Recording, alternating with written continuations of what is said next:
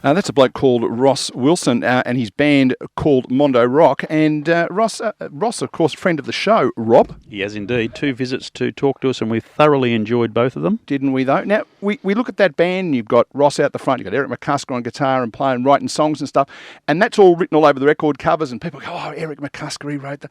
Nobody ever talks about the poor producer, the one who's doing all the work, and we are extremely thrilled to be able to introduce our first ever officially international guest, because he's actually in Nashville as we speak to him. His name is Mark Moffatt, the producer of an album called Chemistry by Mondo Rock, and a million other albums as well.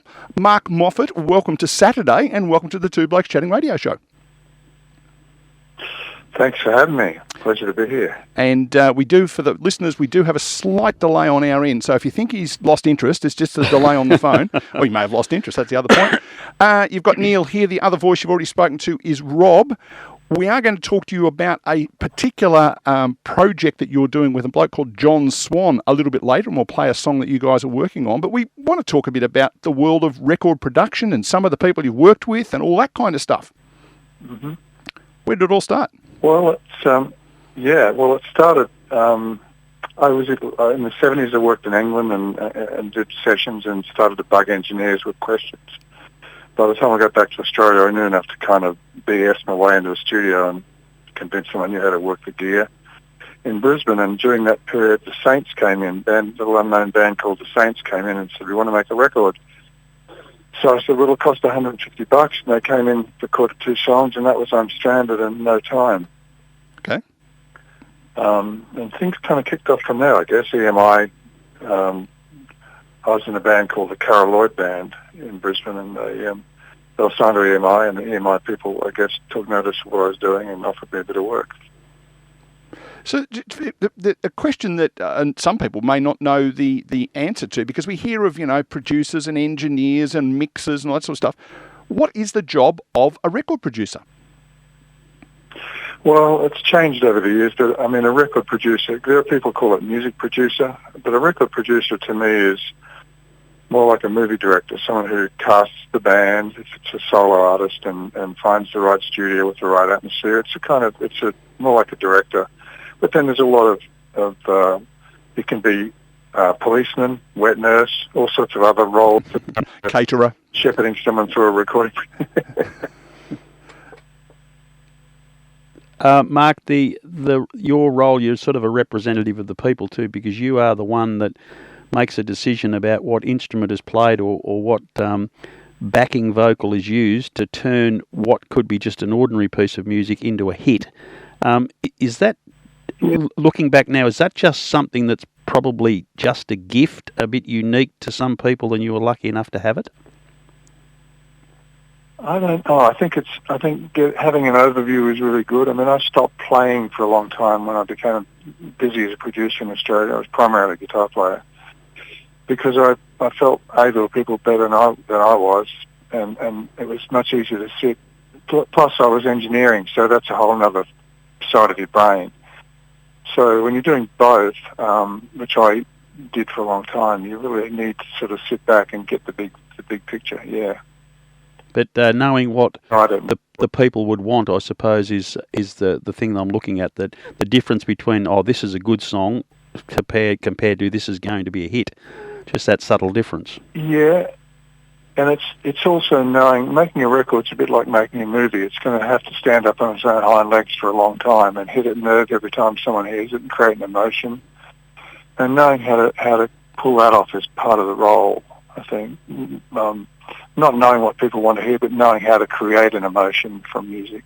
People, when they hear it, it'll hit a nerve and it'll respond to that emotionally. Yeah. I think recently for us in Australia, the documentary on John Farnham's career, and there was a lot of focus on the production of "You're the Voice," and the different things they tinkered with until finally they got something that just immediately resonated with half of the population. But in its early days, it was just a song. That's the sort of magic that I'm talking about, that some people know and understand and can read, but for others, they might not get it.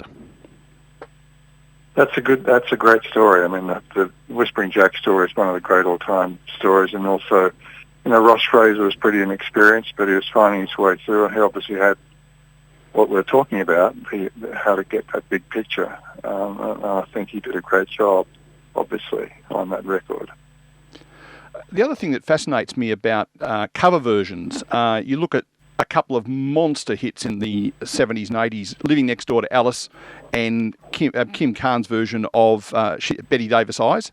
Both of those were very, very average singles for New World and Jackie DeShannon, I think, respectively. And then suddenly, sometime later, they're monster world hits, presumably based on the artist, but also, I guess, the producer having a vision that says, you know what, that song would sound better if we do that. Is that fair? Yeah, I think so. Kim Carnes obviously had a very different voice too, and she had a lot to do with getting that across, as well as, I think, Val Garay was the producer, who was a pretty early LA whiz kid, who was very, very good at what he did, produced Betty Davis Eyes. Yeah, I think it was more about the combination of the artist's talent and the producer knowing how to actually get that across on the record. Because I guess in my mind, your contacts list must be amazing in your phone, where you go, oh, I tell you what, I need just that kind of guitar sound, or just the way that particular keyboard is played. I guess having an ear for that and going, aha, we need to get Rob Cameron on keyboards to play that section. Is that one of your skills as well? Well, in Nashville, it's pretty much people. Unlike a lot of the rest of the world, where it's done one track at a time these days on a computer, people play live in the room. You get 6 of the best guys in the world in a room together, and something special happens. And there are teams of those people in town here, and you kind of know which team to put together to get a certain sound and a certain vibe. But yeah, it's really, the casting has got a lot to do with it here, just like casting a movie, I guess. Because we go back to the, I guess, late 60s, early 70s, when it was the Wrecking Crew, I think, were a group of musos who used to play together all the time. So that sort of grouping is happening as well these days? Oh, very much so, but in multiple numbers. There are various crews who kind of cross over into other, they're not, the members aren't that strictly the same every time, but there might be 3 guys on each instrument who will turn up on a session pretty much every time. And their skill is they can sound fresh every day, There are guys who come in and don't sound fresh every day. No, that's sort of that's what they come up with, There are people listening to this program who know that there are people coming to a studio that don't sound very fresh every day, and you're talking to 2 of them. Hey, Mark, we recently spoke to Russell Morris about his new album, which was had the backing of a very large orchestra and the sound of classics of his from late 60s, early 70s with orchestral arrangements in the background. Completely changes the dynamic of the music. I'm a great fan of string and brass meeting rock or country or folk, whatever the case may be. Are you continually experimenting in your mind as well as your studios with different genres coming together? Because I think it's adding an exciting new layer to the whole industry. Yeah, and I'm a big fan of Russell's, by the way, and we go back a long way. I've worked with him a lot over the years, and I was thrilled when when he had that breakthrough record. I think, I'm pretty heavily involved in what's called Americana here, the Americana Music Association, which is more of a home than a genre. And, we have people like Levon Helm from the band, right through to people like John Hyatt, Emmylou Harris, part of that community. And it's very much, there's a lot of interplay between various people and various instruments. But I'm always tinkering around trying to find something. Yeah, well, it's exciting, and we encourage you to keep doing it because it continues to. You're talking about keeping things fresh. In my opinion, the sounds that are coming out now, the crossovers between country and folk and bluegrass, and then you bring string arrangements into all that. I just think it's fascinating. And it keeps the mind very active. And I suppose for someone like you, it keeps your whole life very active. Yeah, and to be honest, one of the biggest thrills I've had here over the last 5 or 6 years is I've made records with Richard Clapton, Brian Cadd, and Ross Wilson here, and the session players have never heard their stuff. The 6 guys come into the room with their gear on the morning of. They've never heard of the person. They've never heard the music. I play the demo down at the first song. And, up until then, they're setting up and they're looking at their phones, organising tomorrow's session or whatever. And you say, hi, guys, this is Brian. He's the artist today. Hi, Brian. Look back at the phone. By the time they finish the first song, they're Googling, who the hell is this guy? And where does he get his hair cut? Why does he look like Santa Claus, Another friend of the show, we've got Caddy coming up in about 4 weeks. He's releasing a new album. Probably you've been involved in it. We're going to be talking to him about that in a few weeks' time. So we officially, once you've been on the program twice, you're officially a friend of the show. There you go. Yeah. Well, I think Brian is. I really, really like doing that album here because besides the fact that he's iconic and I've always admired him. It was just great to see these world-class musicians going, holy, who's this guy, not having known who he was on the morning, and then suddenly they're all Googling in the break between the first and second song. It's astonishing. Iconic is the interesting word where I wanted to go next, Mark. We talk about covers and grabbing something and improving it, making it more listenable, but being someone in the industry that you are, are there songs that have already been produced and have made it big that you would just never even dream of trying to cover, that they are just cult iconic tunes and you just don't want to touch them? Sacrilegious? Oh, I think there are many. I mean, if you're talking Australian songs, I don't know. I mean, I think there are a lot of songs I would like to cover. Whether I'd be game to or not. I mean, I've always been a fan of Before Kelly's song. To me, that's a hit waiting to happen for someone worldwide, I think. So which was we just lost you when you said the name of that song?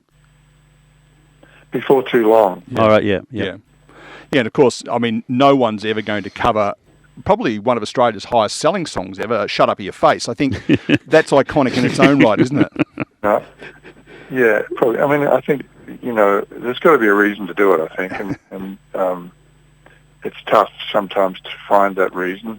Yeah, in Rob's case with that particular song, it generally involves a couple of stubbies. Yeah. Brian Cadd's song's Ginger Man, I think, is the best work he's ever done, and I've never heard anyone else do a cover of it, and I hope they don't, because to me that's the sort of thing I'm talking about. That's just the best you can get, but maybe someone else might like to, but I hope not. Well, he's done pretty well with his other work. I mean, Let Go was pretty widely worldwide. Glenn Campbell, Toby Gray, a lot of people did, and that's one of my favourite Brian songs. And that wasn't a hit. I don't think it was a great big hit like Ginger Man was back then. But I think. I mean, a lot of people know who he is here, obviously, because he lived in LA and he lived in Nashville for quite a while. That was the other thing, too, about the difference between worldwide superstar, and we've had the phenomenon of Taylor Swift and Pink. Robbie Williams fits into that category. The Beatles, Rolling Stones, obviously, great body of work. But you would have worked with some superstars, in your opinion, that are just great musicians, but not necessarily household names around the world. And I suppose in Nashville, you maybe deal with 10 or 15 of them a week or every day in your current role, but that maybe don't get the accolades that they deserve. I mean, in terms of Australian records, there was a syndrome that happened in the 80s and 90s when record company staff would change, and they'd sign someone really good. There's a guy in Melbourne called Steve Hoy, who I particularly like. We made a record together, and then the record company staff changed, and the thing got buried. And it was, it's one of those records, and there have been a few of those over the years that not just things I produced, but records other people have produced, where really great, possibly, real breakthrough artists have been kind of shelved because the next guy that came along to work for the label wasn't interested. That's happened a lot over the years, much more than you'd think, actually. But Steve Hoy's one of those. I'm not sure if you know about Steve, but he worked with Ross Hannaford a lot over the years. Yeah, his name rings a bell, and I'm trying to think whether or not we've spoken to someone who had used him on the record or something. I can't remember. They tend to roll into one another a bit, don't they, when they're not a household name? Yeah. Yeah. That happens. That does happen. I mean, there's always a reason, but it does happen when you make a record that you think, well, this is really great, and then it goes nowhere. Yeah, sure. Yeah. Well, I guess the ultimate piece of Australian music from a producer perspective as well as musical perspective from the 60s was The Real Thing. And that, I think, was number one in Chicago and New York, and it went nowhere else in that part of the world. Yeah, absolutely. Although, at the risk of name dropping, I was chatting to Russell Morris about that one day, and he reckons the reason was apparently when it was released in America, they chopped it in half and put half on one side of the single and the other half on the other side. And, of course, the second half didn't ever get played. That's exactly what happened to State of the Heart in America. They chopped out, they thought it was too long, and chopped out that beautiful falsetto bass solo part in the middle where the song stops and it breaks down to be just the bass and Ross doing that high, beautiful vocal. They chopped that out, which was the soul of this record. I thought, of course, it didn't work. Yeah, absolutely. And I think, on the other side of the world where you are, we've obviously just assumed that they're listening to what we're listening to, and, clearly it's not the case. No, I think, I think we tend to take a few more chances than they do here, Australians. Yeah. People do things, they follow the rule book pretty much here, I think. Yeah. Just in America, obviously a much bigger audience potential and venues to play at, but the types of musicians that you're talking about there that come in and do your session stuff, what sort of a living would they make? I guess they're totally full-time musicians because they love it so much, but can they make a really comfortable living, the majority of them, or is it a tough gig still to... 6 figures a year. Yeah, okay. I would think. And, but the thing is, because there's a big scene in Nashville where I call them van and trailer bands, where the young indie bands have moved here from all over the States, and they tour, they drive everywhere themselves, play small venues. Well, they're all making good money too because of this, because, as you say, there are many more places to play.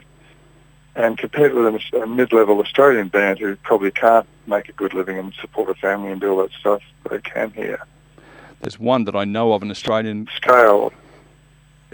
couple called the Winnie Blues. Have you come across them? They're based in and around Nashville. Yeah, I know them very well. They're great, yeah. Alice used to make my coffee for me when she used to work in a cafe in Kew in Melbourne. There you go. Yes. I think she's a great singer. Yeah, she's a great singer. And her brother reads the news on Channel 9 over here, Dougal Beatty. Most people don't know that. That's another little piece of trivia for you. Hey, there's a million names that you can throw at us here, but if you could nail it down to one artist that you've not worked with that you'd really love to work with, who would it be? I think I would say Eric Clapton. Okay. I'm a guitar player. He's a hero of mine. I love what he does. He's getting on. I don't know. I think that's probably, as a guitar player, I've always thought it would be wonderful. And I've met him once or twice in Australia after gigs, after shows, and but that'd be someone I'd like to work with. Should have got his brother Richard to organise it while he was there. Yeah. Right.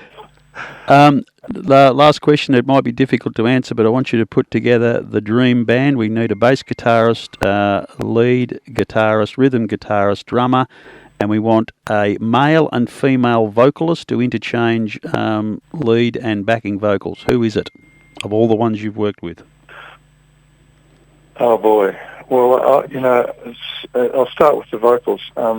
Sadly, she is not singing anymore. Jenny Morris.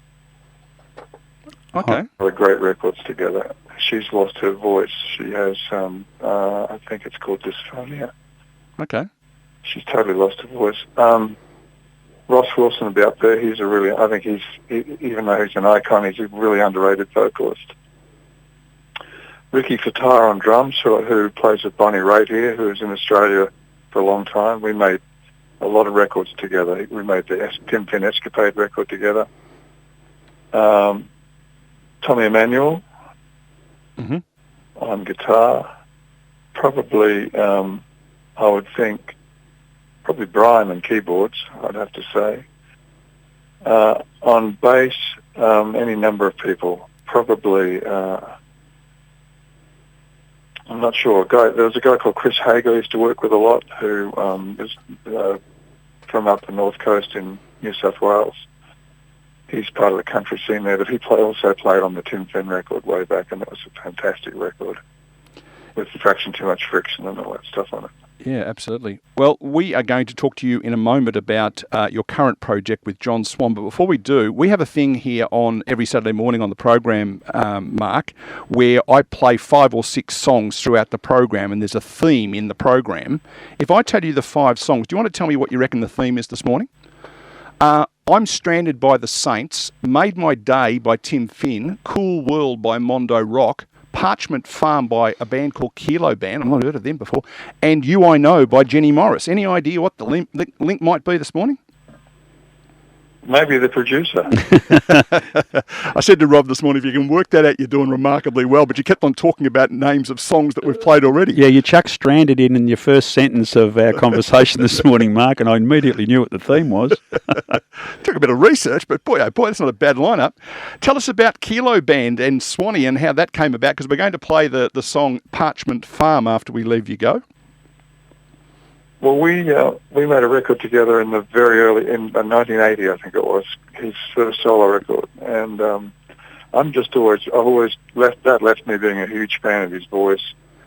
I mean, Jimmy came and sang on that record with him, but I still think, I just don't know, John just has something that hits me hard when he sings. It's an amazing sound. And I always wanted to do something with him, and eventually, many years later, I came up with the idea of doing this 2-piece blues thing, and just dreamt up a name called Kilo Band, heavy, you know. Oh, okay. I was wondering where that came from. I'm also a big Led Zeppelin fan, so it was kind of a combination of those two things, you know, being heavy and Kilo denoted that. So I started putting a track together, and that was Parchment Farm, and then we did a video for that, and one thing led to another. We put it on the shelf for a few years and then got back into it during COVID. Gave us something to do.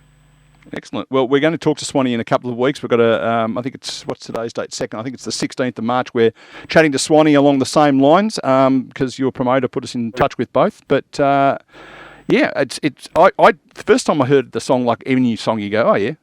I've heard it 3 or 4 times now, and I've got to tell you, it's a do yourself a favour moment.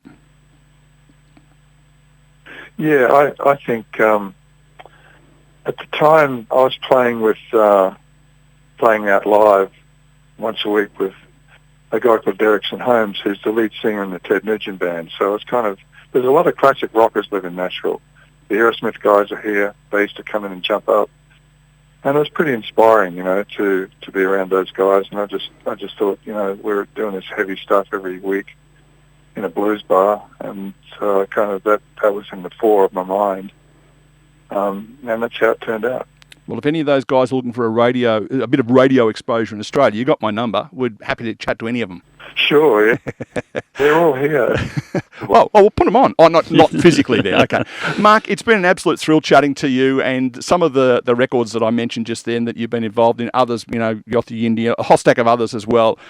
Just an extraordinary portfolio of work, and we're absolutely delighted to welcome you to the Two Blokes Chatting radio show. Thanks for spending some of your Friday afternoon with us, and we're going to go out with a band called Kilo Band featuring you and your mate John Swan. Thanks, guys. Really appreciate it, Mark. All the best. Thanks, Mark. See ya. Bye.